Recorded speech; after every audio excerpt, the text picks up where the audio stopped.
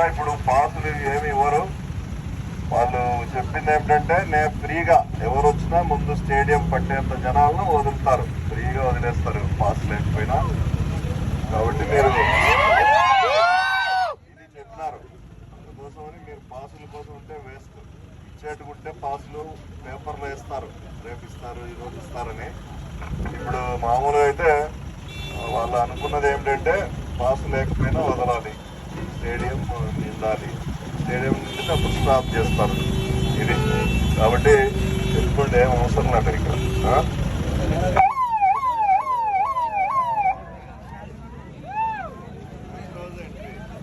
కాదు సార్, ఇప్పుడు టికెట్స్ కోసం ఇంత క్రౌడ్ వచ్చినారు, ఆ రోజు ఇంకా ఎక్కువ మంది వస్తే ఎట్లా సార్, ఎట్లా చేస్తారు?